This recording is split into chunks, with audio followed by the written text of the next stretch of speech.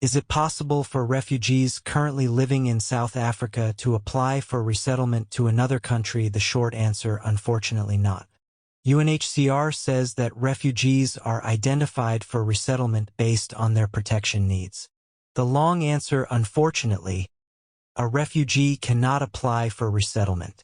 Cases for resettlement are identified by the United Nations Refugee Agency through information they gather from different channels.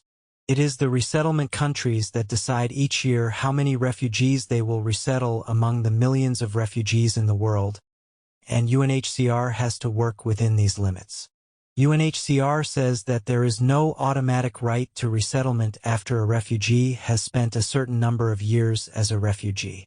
Though UNHCR processes the cases and submits the recommendation for resettlement to the resettlement countries, it is the resettlement countries, not the UNHCR, that make the final decision about the resettlement of a refugee.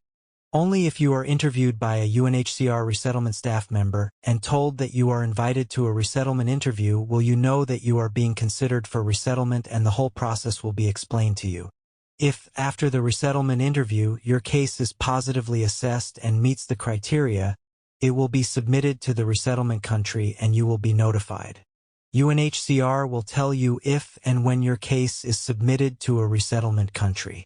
If you haven't heard from UNHCR 3 months after your resettlement interview, you can ask what is happening through the UNHCR helpline at 0800 100030, Monday to Thursday from 9 a.m. to 4 p.m. and Friday from 9 a.m. to 1 p.m. If the helpline operator cannot answer your query, you will be included in the queue for resettlement counseling with the team. But UNHCR warns that after the case has been submitted, the resettlement process can take months or even years.